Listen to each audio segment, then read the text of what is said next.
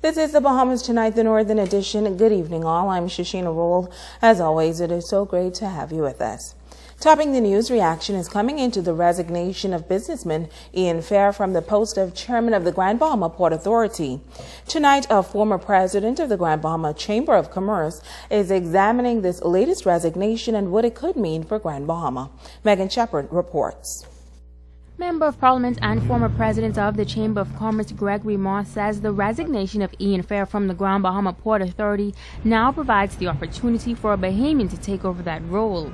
He says he believes that a Port Authority needs a change and that this is the time to wind down the offerings of the Port Authority to Freeport. The public should remember about a few months ago, this feels like about 4 months ago, he made a very public statement that he would not be leaving the Port Authority. And so that, of course, raises some concerns as to what has happened. But my main point to it is that it provides an incredible opportunity for the government of the Bahamas, government of the day, to live up to its stated mandate of putting Bahamians first. And I look forward to seeing the caliber of chairman, preferably a Bahamian chairman, that is going to be brought in to run the chairmanship of the Grand Bahama Port Authority Limited. Fair is the fourth president to resign from the post within 8 years. He followed Austrian native Hannes Babak and Bahamian businessman Felix Stubbs and Julian Francis.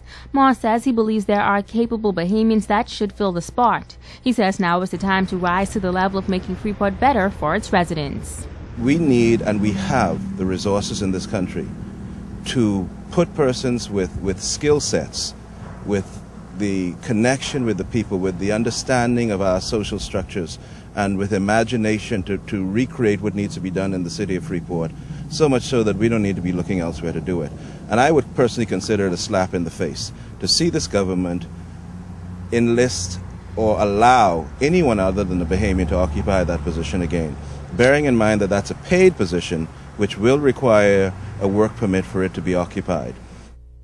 Now, Fair stated that he chose to resign because he felt that he had accomplished his mission at the post and that any future role would require a more hands-on approach, which he cannot commit to at this time. But former Chamber of Commerce President Moss says there has been no major change on the island while Fair served as chairman.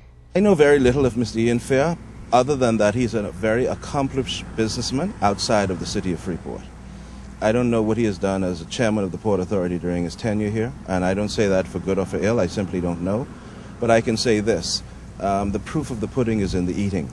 And Freeport is no better off today than it was when his chairmanship started, and in fact Freeport is no better off today than it was in 2012. That may seem indelicate and impolitic, but it is the truth, and I have too many constituents starving, too many people out of work, too much going on to be diplomatic about these statements. Megan Shepard, ZNS Network News. Well, former Chairman Ian Fair, during a telephone interview yesterday, said that he is satisfied that he made a difference during his 18-month stint at the Grand Bahama Port Authority. Fair says the Port Authority is certainly a more modern entity with a strong corporate governance structure, and its promotion and marketing arm has been strengthened. He says when it comes to attracting investments, that will materialize over time. You only have to look at my speech at Freeport Business Outlook, Grand Bahama Business Outlook, to see that there's a good amount of business in the pipeline. I mean, the container port has been hiring, the shipyard's been hiring. They're both a lot more profitable than they were. They've taken on more people, and there's also there's a lot better news out there. The economy's a lot more stable.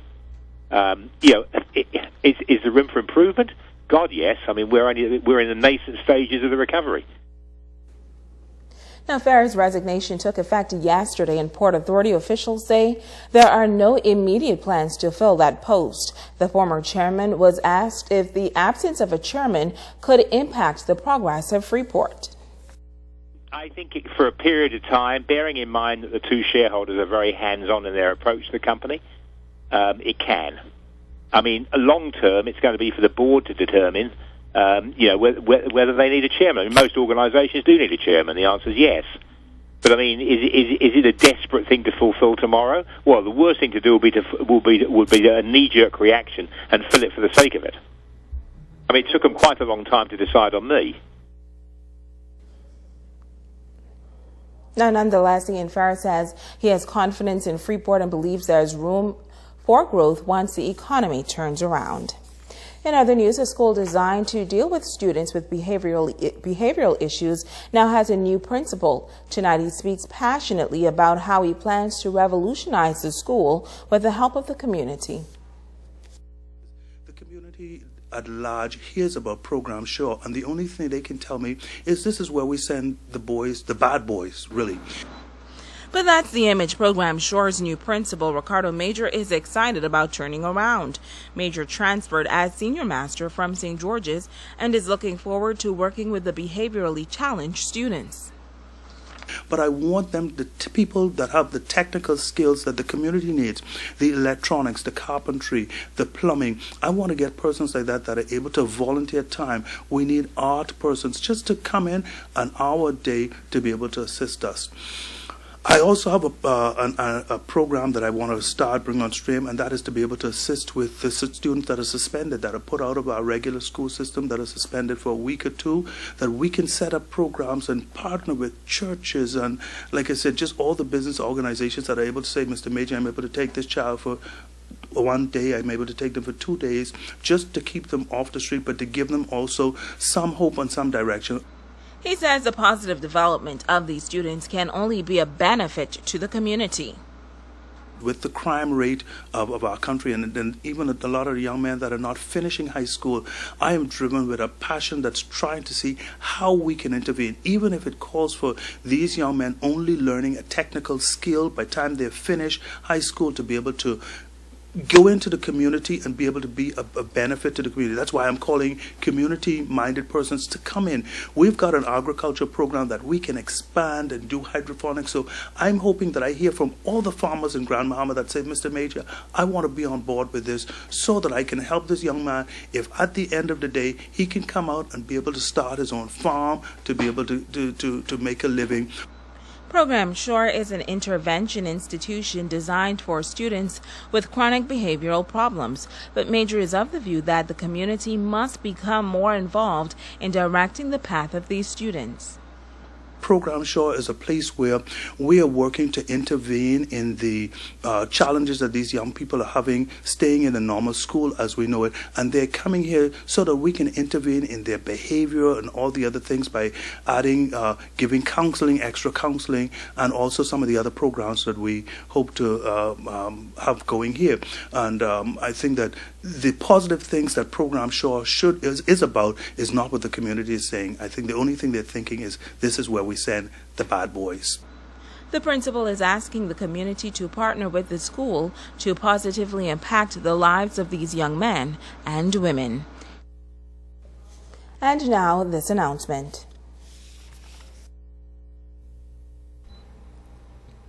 On Monday, August 12, 2013, the Bahamas Tonight ZNS News Northern Edition aired a press conference held by Reverend Glenroy Bethel, president of Families for Justice organization, in which Reverend Bethel called for Kalina employees to be arrested and charged for crimes allegedly committed by them.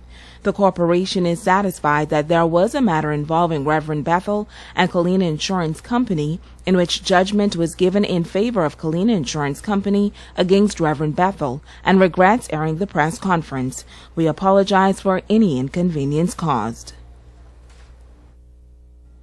Stay with us. The Bahamas Tonight, the Northern Edition continues right after this.